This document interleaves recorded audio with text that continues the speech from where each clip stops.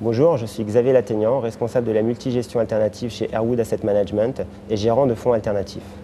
Airwood Asset Management est une société de gestion détenue à 100% par BNP Paribas. L'une des particularités d'Airwood Asset Management, c'est de travailler en collaboration avec la banque de financement et d'investissement. Aujourd'hui, les actifs d'Airwood s'élèvent à environ 4,3 milliards d'euros. La stratégie d'Airwood Asset Management s'appuie essentiellement sur l'expertise de BNP Paribas dans les métiers de dérivés, actions et indices. Airwood est donc capable de créer tout type de fonds ou de structures sur des sous-jacents vraiment variés. Cela peut aller des fonds mutuels, des hidden assets, qu'on appelle en général volatilité, corrélation, dispersion, également sur hedge funds et pourquoi pas sur infrastructure ou immobilier. Airwood Asset Management couvre 3 grands domaines d'activité. La gestion alternative, avec plusieurs solutions possibles pour l'investisseur.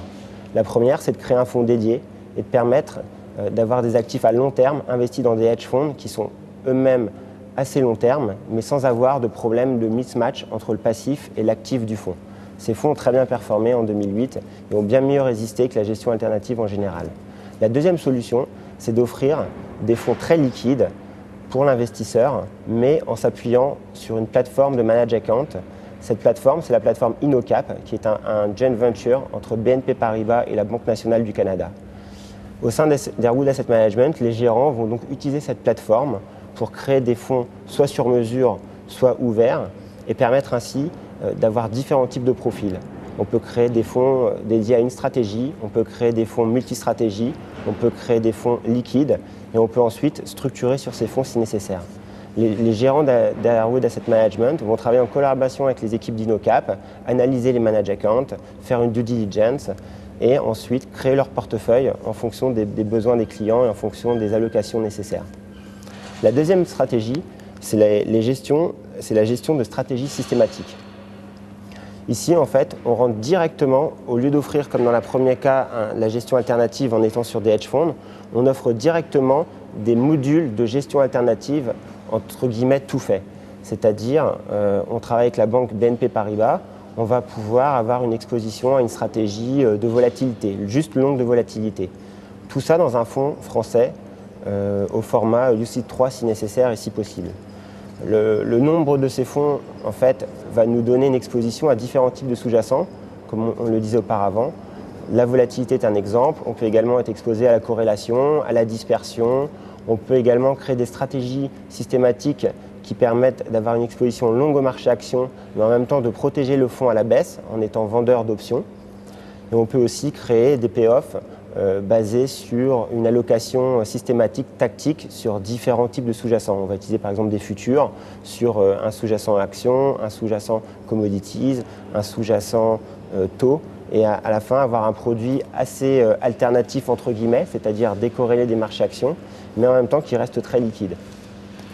Le troisième domaine d'activité, c'est la gestion de fonds structurés, où Airwood a une très forte expertise.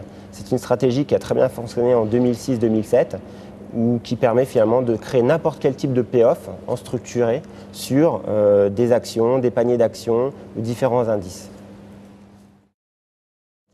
Parmi ces 3 stratégies, on note aujourd'hui une demande assez forte sur les stratégies systématiques qui permettent d'avoir une exposition au risque, mais sans avoir un risque action. Ce sont donc, comme on l'a mentionné, d'autres types de risques et qui permettent à la fin de créer un portefeuille assez diversifié pour un client choisissant différentes allocations.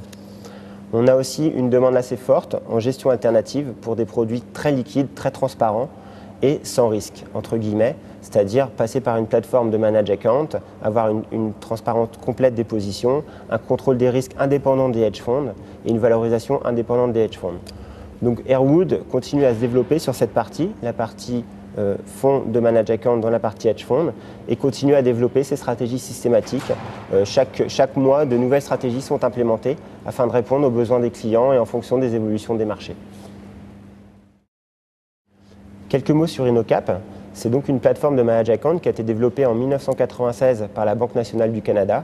À l'époque, finalement, la Banque nationale du Canada voulait s'exposer au hedge fund sans avoir le risque hedge fund dont on a parlé, opérationnel, transparence, liquidité et valorisation. Le but était pour la Banque nationale du Canada d'investir pour compte propre dans des hedge funds. Et finalement, c'est la meilleure solution qu'ils ont trouvée afin de s'immuniser de tous ces risques.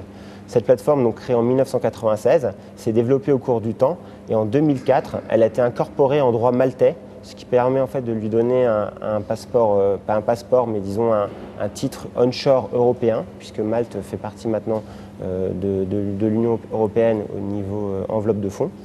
Et ça a permis ensuite à BNP de travailler avec InnoCap, de prendre ce partenariat, ce joint venture, et d'utiliser cette plateforme de Magic Ant pour ses clients et pour ses propres produits. Pour revenir sur la spécificité du droit maltais, ce qui est intéressant, c'est d'avoir ce statut onshore européen, alors que beaucoup de hedge funds ont finalement un statut BVI, offshore ou Caïman, qui est quand même beaucoup moins régulé, même si c'est régulé, mais qui ne permet pas d'avoir la sécurité et l'information, la transparence du droit maltais.